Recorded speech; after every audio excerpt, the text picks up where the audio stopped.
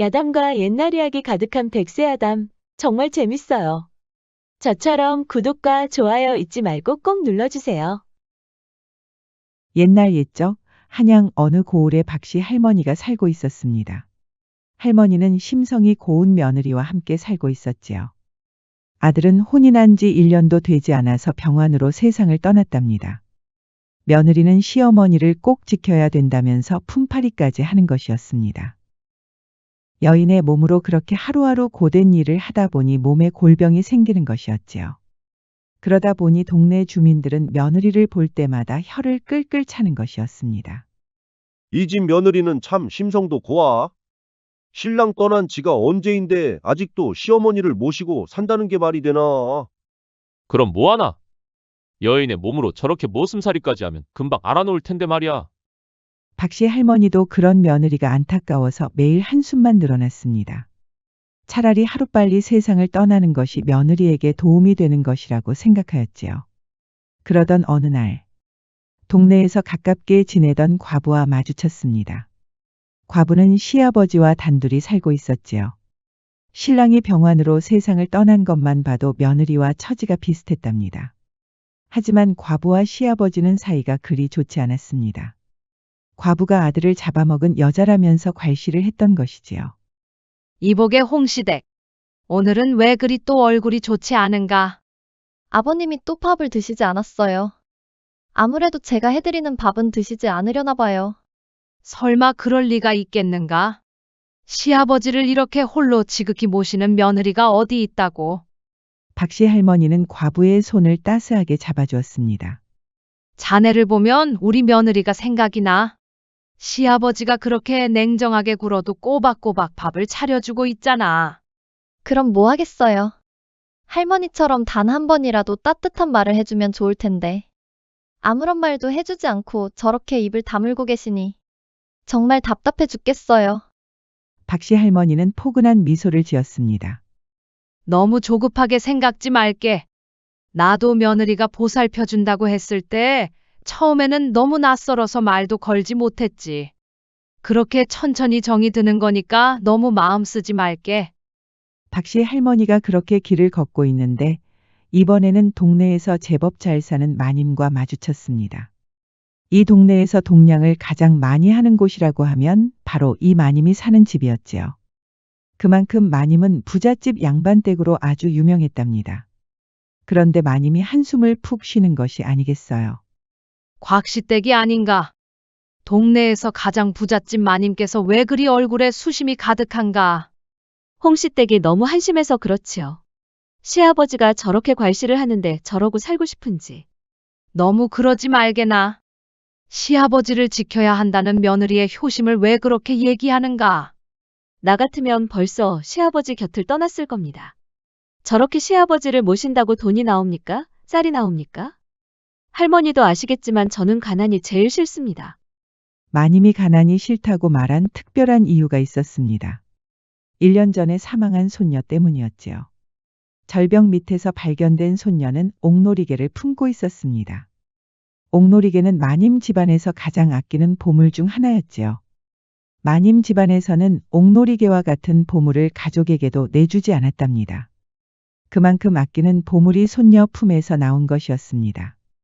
그러자 동네에서는 손녀가 도둑질을 하다 사고를 당했다고 소문이 났습니다. 그때부터 마님 집안에서는 손녀에 대해 쉬쉬했고 그날 이후로 마님은 가난이라고 하면 치를 떨었습니다. 딸이 머슴살이를 하는 남자와 정을 나눴기 때문이었지요. 마님에게는 딸과 손녀가 가문의 수치였답니다. 백날 저렇게 시아버지에게 잘해준다고 해서 무슨 도움이 되겠습니까? 오늘도 그 시아버지라는 양반은 며느리가 준 밥도 안 먹었다면서요? 저러다 시아버지가 아니라 며느리가 먼저 세상을 떠날 겁니다. 그렇게 마님은 인사도 하지 않고 떠나버렸고 박씨 할머니는 한숨을 푹 쉬었습니다. 이웃 간에 정이 들면 좋을 터인데 어찌 이 동네는 이런단 말이더냐?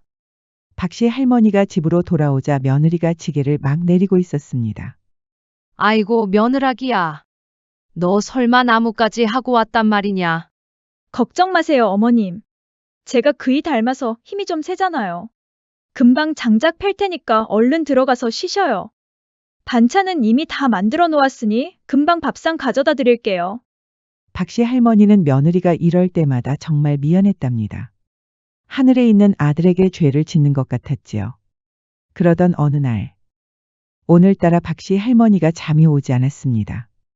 밖으로 나와 잠시 아름다운 달을 구경하고 있는데 웬 사내가 나타난 것이었습니다. 누구시오? 우리 집을 찾을 양반이 없을 터인데. 그런데 이 사내의 분위기가 심상치 않았습니다. 검은색 옷차림의 얼굴은 백지장처럼 창백하였지요.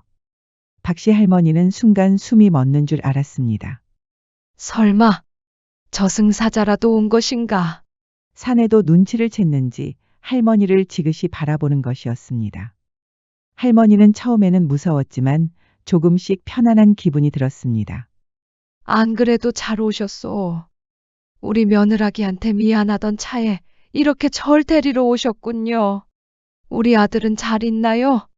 하지만 저승사자는 대답은 하지 않고 할머니를 쳐다만 보는 것이었습니다. 아주 잘 되었소. 얼른 저를 데리고 가주시오. 우리 며느라기 이제 그만 고생하고 다른 좋은 서방님을 만나야지요. 그런데 저승사자는 한동안 그렇게 서 있기만 하더니 몸을 돌려서 돌아가는 것이었습니다. 아니, 어디를 가시는 게요? 그렇게 할머니는 눈을 떴습니다. 일어나 보니 할머니에게 아주 친숙한 방이었습니다. 꿈이었던 건가? 내가 곧 세상을 떠날 모양이구먼. 할머니는 세상을 떠나기 전에 동네 사람들에게 작별 인사라도 하고 싶었습니다. 먼저 시아버지 때문에 매일 고생하던 과부가 생각이 났지요. 그런데 이게 무슨 일인지. 과부가 상복을 입고 있는 것이 아니겠어요. 아니 자네, 이게 무슨 일인가? 설마 시아버지가 돌아가셨단 말인가? 그렇습니다, 할머니. 그렇게 저를 외면하시더니 돌아가실 때도 이렇게 조용히 떠나시는군요. 참으로 야속합니다. 무엇이 야속하단 말인가? 마지막까지 따뜻한 말도 안 해줘서 그러는 것인가? 할머니도 아시다시피 이 집은 빚더미만 남았습니다. 신랑이 차마 갚지도 못하고 떠났고 시아버지께서는 단 한 번도 입 밖에 꺼내지도 않으셨습니다. 제가 얼마나 미우면 돈 얘기도 없이 이렇게 가신단 말입니까? 저 혼자 그 빚을 감당하라는 거 아닙니까? 그러자 과부가 눈물을 흘리는 것이었습니다. 아무리 그래도 그렇지. 마지막까지 보살펴드렸거늘 어찌 저한테 말 한마디 안 하고 떠나신단 말입니까? 할머니도 속상해서 과부를 안아주었습니다. 마음 같아서는 시아버지께서 사정이 있었을 거라고 말하고 싶지만 그런 말로는 위로가 될 리가 없었지요. 그렇게 할머니는 작별 인사도 하지 못하고 밖으로 나왔습니다. 그런데 이게 또 무슨 일인지. 가난이 싫다던 마님도 상복을 입고 있는 것이 아니겠어요. 아니, 곽시댁이 아니신가? 누가 돌아가셨단 말인가? 마님은 좀처럼 대답은 하지 못하고 눈물만 흘렸습니다. 그렇게 고집을 피우던 딸이 세상을 떠났습니다. 병세가 악화되더니 결국 이 어미를 버리고 먼저 떠났단 말입니다. 할머니는 믿을 수가 없었습니다. 가장 가깝게 지냈던 두 집에서 동시에 상을 치르다니 말이에요. 마님의 딸은 사랑하는 머슴과 만나지 못하자 차츰 병이 들기 시작했습니다. 사랑을 하지 못해서 생긴 병이었지요. 이런 불효가 세상 천지에 어디 있단 말입니까? 손녀가 그렇게 허망하게 떠났을 때도 나타나지 않더니 이렇게 어미의 가슴에 못을 박을 수 있단 말입니까? 할머니는 마님이 받은 상처를 함부로 상상도 할 수가 없었습니다. 딸은 머슴과 정을 통하다가 마음고생으로 사망하고 손녀는 옥놀이개를 훔쳤다 사망했다니. 이런 가련한 운명이 어디 있을까요? 결국 마님은 할머니의 품에 안겨 참았던 눈물을 터뜨렸습니다. 할머니는 그렇게 지친 기색으로 돌아왔습니다. 마침 며느리가 문을 열고 나오는 것이었지요. 아이고 어머님. 어디를 이렇게 다녀오세요? 얼굴은 왜 그리 창백하세요? 할머니는 며느리가 곁에 있어준 것만으로도 너무 행복했습니다. 며느리를 괄시하는 시아버지, 딸과 손녀 때문에 평생 속을 섞인 어머니까지. 할머니는 그런 사람들을 생각해보면 너무나 행복한 사람이었습니다. 아이고, 우리 며느라기. 그런데 너도 왜 이렇게 얼굴이 안 좋으냐? 너무 무리하는 것이 아니더냐? 괜찮습니다, 어머님. 매일 이렇게 나무를 하러 가도 지치지 않더라고요. 아무래도 제가 서방님의 힘을 물려받았나 봅니다. 할머니는 눈물을 흘리며 며느리를 안아주었습니다. 그날 밤에는 며느리를 옆에 끼고 잠을 잤지요. 시어머니와 며느리가 이렇게 한 이불을 덮고 자는 일은 흔하지 않은데 말이에요. 그런데 그날 밤, 할머니가 이상한 기척에 눈을 떴습니다. 일어나 보니 지난 밤에 봤던 그 저승사자였습니다. 아이고 오셨군요. 이제 저를 데리러 오셨나 봅니다. 동네 사람들한테 작별 인사를 하고 싶었는데 다들 상을 치르고 있지 뭡니까? 그래서 안타깝게도 인사는 못하고 왔습니다. 그래도 우리 사랑하는 며느라기하고 한 이불 덮고 잤으니 이제 죽어도 여한이 없습니다. 어서 절 데려가십시오. 그런데 저승사자는 대답은 하지 않고 할머니를 쳐다만 보는 것이었습니다. 눈은 이상하게도 울적해 보였지요. 왜 그러십니까? 무슨 문제라도 있는 것입니까? 그런데 이게 무슨 일인지 저승사자의 시선이 며느리에게로 향하는 것이었습니다. 할머니가 돌아보니 며느리가 창백한 얼굴로 누워 있는 것이 아니겠어요. 할머니는 놀라서 얼른 며느리의 얼굴을 매만지며 흔들었습니다. 이게 무슨 일입니까? 어찌 내 며느리가 숨을 쉬지 않는단 말입니까? 그제야 할머니는 저승사자가 온 이유를 알 수 있었습니다. 저승사자가 데려가려고 했던 사람은 할머니가 아니라 며느리였지요. 며느리가 그동안 고생을 많이 했지만 시어머니에게는 단 한마디도 하지 않은 것이었습니다. 몸이 그렇게 엉망이 되고 있는데도 아픈 기색도 하지 않은 것이었지요. 그러다 이렇게 시어머니에게 말도 하지 못하고 세상을 먼저 떠난 것이었습니다. 아이고, 말도 안 됩니다. 이렇게 착한 아이를. 이건 순서가 잘못된 것입니다. 저를 데려가십시오. 하지만 저승사자는 대답은 하지 않고 며느리에게 다가오는 것이었습니다. 그러자 할머니가 저승사자의 앞을 가로막는 것이었지요. 정이러시면 저도 같이 데려가십시오. 이 아이가 혼자서 얼마나 쓸쓸하겠습니까? 저라도 옆에서 지켜줘야 합니다. 이승에서 저를 평생 지켜주겠다고 약속한 아이란 말입니다. 그러자 저승사자가 드디어 입을 열었습니다. 할머니는 명부에 없습니다. 그러니 데려갈 수가 없습니다. 안타깝지만 며느리가 먼저입니다. 그때 할머니가 최후의 방법을 쓰는 것이었습니다.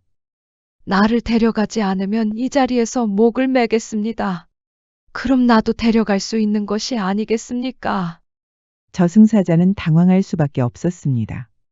지금까지 수많은 망자들을 데려갔지만 저승에 데려가 달라는 사람은 처음이었으니까요. 게다가 며느리를 따라 저승에 간다니. 냉정한 저승사자도 놀랄 수밖에 없었습니다. 어쩔 수 없구려. 그리 원하신다면 같이 가시지요. 할머니는 저승으로 가는 길인데도 얼굴이 밝았습니다. 이제 며느리와 함께 아무 걱정 없이 저승에서 살 수 있다고 믿었을까요? 그렇게 할머니는 다른 망자들과 함께 삼도천을 건넜습니다. 삼도천 물가에는 다리가 3개 있었습니다. 저승사자는 할머니를 돌다리로 안내하였답니다. 옆을 돌아보니 나무다리와 덩굴다리가 있었지요. 저 다리들은 무엇입니까? 할머니는 며느리를 따라간다고 하였으니 아마도 안전한 돌다리를 건너는 것이겠지요. 악업이 있는 사람들은 썩은 덩굴다리를 건너게 될 것이요. 며느리는 어디 있습니까? 일단 저를 따라오시지요. 할머니가 간 곳은 바로 염라국이었습니다. 다른 망자들은 염라국의 위험에 놀라고 있었지만 할머니는 얼른 며느리를 만나고 싶은 마음뿐이었습니다. 그렇게 한참 걸었더니 염라대왕을 만났습니다.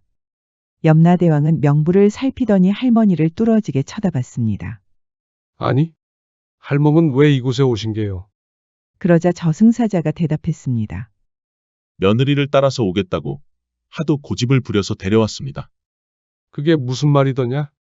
명부에도 없는 사람을 데려오면 뭘 어쩌자는 것이냐? 명부에도 없는 사람이 저승에 오면 그 벌을 피할 수 없을 것이다. 할머니가 목을 매겠다고 하셨습니다. 저승사자는 눈이 휘둥그레졌습니다. 그러더니 할머니를 지그시 바라보는 것이었습니다. 그거 참. 지금까지 며느리를 따라서 저승으로 오겠다는 시어머니는 처음 보는구려. 그러니까 할머니께서는 며느리가 보고 싶어서 여기까지 왔단 말이오. 그렇습니다. 하루빨리 며느리를 보고 싶습니다.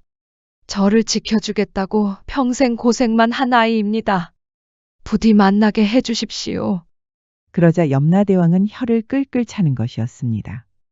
안타까운 일이지만 할머니께서는 이곳에 오실 수가 없소. 명부에 없는 사람이 저승에 오면 큰 벌을 받을 수 있단 말이오. 그 사정이 딱하니 벌은 내리지 않고 이승으로 데려다 드리겠소. 아이고, 염라대왕님. 부디 며느리를 지켜줄 수 있도록 허락해 주십시오. 염라대왕은 안타까운 마음으로 할머니를 바라봤습니다. 저승사자도 염라대왕의 측은지심을 처음 목도하였답니다. 그만큼 며느리를 사랑하는 시어머니의 마음이 애틋한 것이었지요. 할머니는 그렇게 저승사자를 따라서 이승으로 돌아가야 했습니다. 삼도천에 도달한 할머니는 눈물만 흘렸습니다. 며느리는 만나지도 못하고 돌아가니까요. 그런데 멀리서 할머니를 부르는 소리가 들렸습니다. 혹시 박 씨가 아니십니까? 할머니는 깜짝 놀랐습니다. 바로 동네에서 살고 있던 과부의 시아버지였습니다. 이게 누구십니까? 홍시댁이 아니시오? 세상에, 저승에서 이렇게 만나게 될 줄 꿈에도 몰랐습니다. 그런데 시아버지가 할머니의 손을 덥석 잡는 것이었습니다. 이럴 시간이 없소이다. 우리 며느리, 우리 불쌍한 며느리에게 꼭 이 말을 좀 전해 주십시오. 무슨 말씀을 하시려고요? 시아버지가 전한 말은 참으로 놀라웠습니다. 사실 시아버지는 며느리에게 미안해서 아무 말도 못하고 있었습니다. 고지식한 성격이다 보니 표현을 제대로 못한 것이었지요. 며느리는 그런 것도 모르고 시아버지가 자신을 괄시하고 있다고 믿었습니다. 지금까지 모아놓은 돈을 쌀동 밑에 꾸준히 묻어두었습니다. 내가 떠나기 전에 며느리에게 꼭 전하려고 하였는데 나무를 하러 갔다가 그만 발을 헛디뎌서 이렇게 저승으로 왔지 뭡니까? 며느리에게 미안하다는 말도 하고 쌀동 밑에 있는 돈을 알려주려고 하였는데 이렇게 허망하게 떠나버리다니. 과부의 시아버지가 펑펑 울기 시작했습니다. 할머니는 냉정하게만 보였던 시아버지가 눈물을 흘리니 많이 당황스러웠습니다. 하지만 할머니는 큰 감동을 받았답니다. 정말 잘 됐습니다. 안 그래도 홍시댁 며느리가 서운한 게 많았습니다. 서운한 게 많았다니. 그게 무슨 말씀입니까? 시아버지가 외면을 한다고 얼마나 속이 상했던지. 저만 보면 그렇게 시아버지에 대한 원망을 쏟아내지 뭡니까? 저는 그럴 때마다 조급하게 생각하지 말라고 했지만 저도 홍시댁이 너무한다는 생각을 하였지요. 게다가 우리 며느라기가 얼마나 저한테 잘해줍니까? 그러니 동네에서 지켜보던 그 아이가 더 서러웠을 겁니다. 그러자 과부의 시아버지가 또 펑펑 눈물을 흘리는 것이 아니겠어요. 제가 꼭 홍시댁의 진심을 전달하겠습니다. 그러니 너무 슬퍼하지 마십시오. 감사합니다. 그리고 우리 불쌍한 며느라기도 잘 부탁드립니다. 제가 그동안 사랑을 주지 못하였으니 박 씨가 잘 보살펴 주십시오. 그렇게 과부의 시아버지는 눈물을 흘리며 할머니와 헤어졌답니다. 염려하지 마십시오. 저분은 극락왕생하실 겁니다. 그것이 정말입니까? 정말 다행이구려. 평생 며느리한테 표현도 못하고 떠났으나 쌀독 아래에 그동안 모은 돈을 묻어두지 않았습니까? 보통 사람들은 욕심이 많아서 그럴 수가 없겠지요. 게다가 아들을 그렇게 일찍 잃었는데도 며느리를 사랑하는 마음이 아주 컸습니다. 그렇게 할머니가 흐뭇하게 웃고 있는데 누군가 옷소매를 잡아당기는 것이었습니다. 할머니가 놀라서 내려다보니 어린 여자아이가 서 있는 것이 아니겠어요. 아니, 너는 누구냐? 날 아느냐? 박씨 할머니 아니신가요? 저는 곽씨댁에서 살았습니다. 놀랍게도 가난이 그렇게 싫다던 마님의 손녀였습니다. 부디 우리 할머니에게 전해주세요. 제가 가지고 있던 옥놀이개는 사실 우리 어머니께서 주신 겁니다. 어머니가 저를 위해서 음각을 새겼으니 잘 들여다보면 알 수 있을 겁니다. 전 그 옥놀이개를 훔친 적이 없습니다. 그러니 할머니가 절 너무 미워하지 않았으면 좋겠습니다. 우리 어머니도요. 박씨 할머니는 아이가 얼마나 슬펐을지 상상도 하지 못했습니다. 할머니는 아이를 어루만지며 위로하였습니다. 걱정하지 말거라. 이 할머니가 꼭 가서 전하마. 그러니 편안히 저승에서 쉬렴. 이 말씀도 꼭 전해주세요. 저하고 어머니는 할머니를 정말 사랑했다고요. 그러니 후회도 하지 마시라고요. 할머니는 감격하여 눈물이 절로 핑 돌았습니다. 박씨는 그렇게 마님의 손녀와도 헤어졌습니다. 아이는 순수하게도 할머니에게 손까지 흔들었지요. 저 아이는 죄가 없지요. 저승에서 편안히 쉴 테니 염려하지 마시고 이승으로 가시지요. 할머니는 그렇게 저승사자의 안내를 받고 이승으로 돌아갔습니다. 그런데 이게 무슨 일인지 눈을 떠보니 할머니가 관에 누워 있는 것이 아니겠어요. 할머니는 얼른 관 뚜껑을 열고 일어섰습니다. 그러자 동네 사람들이 기겁을 하고 도망치는 것이었지요. 알고 보니 동네 사람들이 할머니와 며느리의 장례를 치러주고 있었습니다. 아이고, 이게 무슨 일이람? 박씨 할머니가 살아있었네 그려. 할머니도 실감이 나지 않으니 눈만 끔뻑거리는 것이었습니다. 내가 이럴 때가 아니지. 할머니는 벌떡 일어나서 얼른 과부의 집으로 뛰어갔습니다. 내 장례 치러준 건 정말 고맙네. 나중에 다 갚아드리겠네. 동네 사람들은 뛰어가는 할머니를 멀뚱히 바라보기만 하였지요. 홍시댁 계신가? 할머니가 집으로 들어서는데 훌쩍거리는 소리가 들렸습니다. 과부가 눈물을 흘리고 있는 것이었지요. 아이고 할머니, 어째 이 시간에 오셨습니까? 분명히 돌아가셨다고 들었는데. 자네 이러지 말고 나하고 같이 갈 곳이 있네. 할머니는 얼른 과부의 손을 잡고 쌀독이 있는 곳으로 갔습니다. 그 밑을 파보니까 시아버지가 말한 대로 동전이 마구 나오는 것이 아니겠어요. 과부는 눈이 휘둥그레졌습니다. 이게 다 무엇입니까, 할머니? 웬 돈이란 말입니까? 과부는 사정을 듣고는 놀라지 않을 수가 없었습니다. 세상에, 아버님이 이렇게 많은 돈을 모아 놓으셨다니.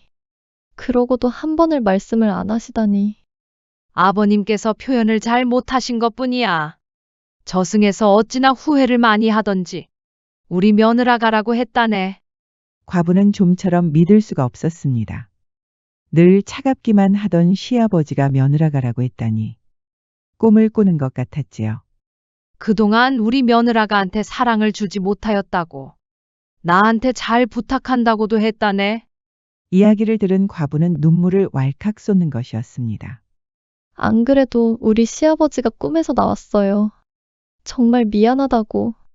꼭 한 번은 고맙다는 말을 남기고 싶었는데 안타깝게 세상을 떠나게 됐다고. 우리 아버님 가여워서 어째요. 걱정하지 말게. 저승사자가 그러시는데 극락황생할 것이라고 하였어. 과부는 할머니 품에 안겨서 또 펑펑 울었답니다. 할머니가 가야 할 곳은 또 있지요. 바로 곽시댁 마님이었습니다. 집을 찾아가 보니 마님 역시 훌쩍이며 눈물을 흘리고 있었습니다. 박씨 할머니 아니십니까? 돌아가셨다고 하던데 어찌 된 것입니까? 그보다도 전할 말이 있다네. 내가 저승에서 자네 손녀를 만났지 뭔가. 자초지종을 들은 마님은 얼른 그 옥놀이개를 뒤졌습니다. 진짜 손녀가 말한 대로 옥놀이개에는 음각이 새겨져 있었습니다. 어리석게도 이 음각을 보지 못하였군요. 저는 정말 어머니가 될 자격이 없나 봅니다. 걱정하지 말게. 아이가 그러는데 할머니를 정말 사랑했다고 하더군. 그러니 후회도 하지 말라고 했어. 마님도 과부처럼 눈물을 왈칵 쏟았습니다. 손녀가 그렇게 목숨을 잃은 이후에는 옥놀이개는 쳐다도 보지 않았지요. 마님은 드디어 그 옥놀이개를 꺼내서 품에 안을 수 있었습니다. 그렇게 집으로 돌아온 할머니는 다시 며느리 생각이 났습니다. 며느리가 저승에서 잘 지내는지 궁금한 것이었지요. 그날 밤 저승사자가 찾아왔습니다. 저승사자께서 또 무슨 일이요? 할머니께서 아주 옳은 일을 하셨습니다. 저승에 있는 사람들의 이야기를 전해주다니. 덕분에 이승에 있던 그 과부와 마님은 생명이 연장되었소. 할머니는 자기도 모르게 탄식이 나왔습니다. 그것이 사실입니까? 과부는 빚더미에 앉아 있었으니 그 돈을 몰랐다면 아마 얼마 가지 않아 목숨을 잃었을 겁니다.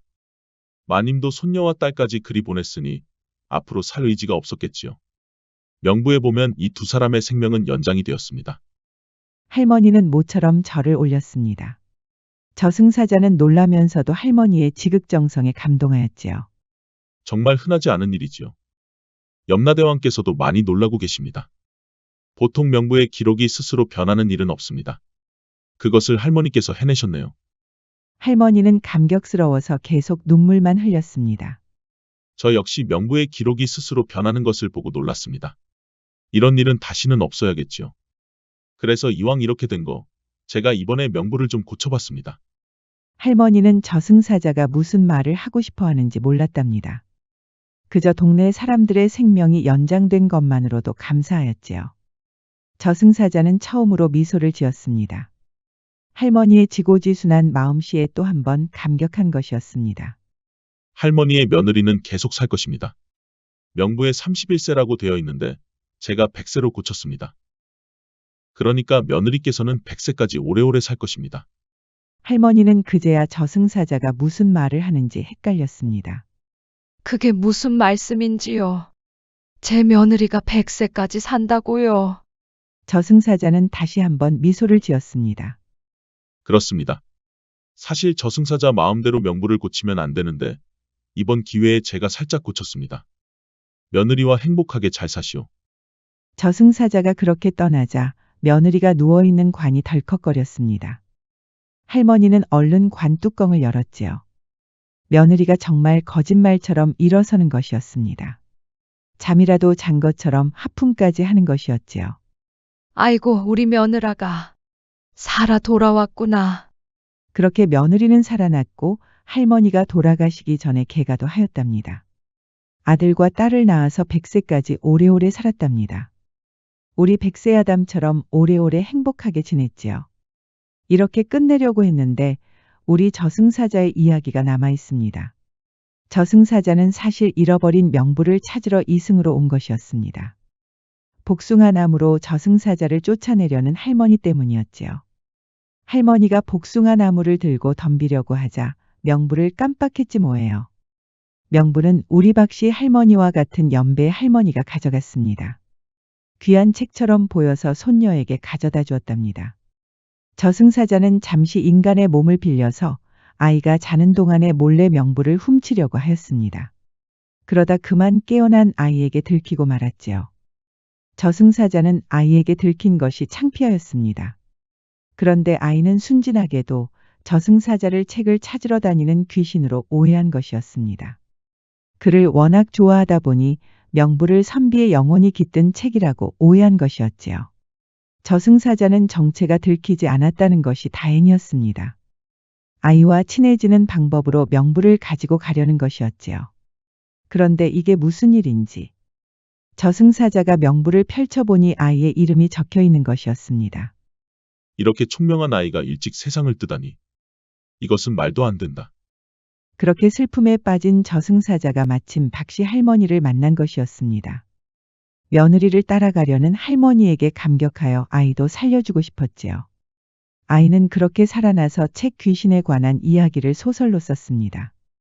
김시습처럼 천재 소리를 들으면서 살았답니다. 반포지효라는 옛말이 있지요. 까마귀 새끼가 자라서 늙은 어미에게 먹이를 물어다 주는 효를 의미합니다. 자식이 자란 이후에 어버이의 은혜를 갚는 효성을 이르는 말이지요. 이번 이야기는 효심을 다한 며느리를 지키고자 저승까지 따라간 할머니의 사랑이었습니다.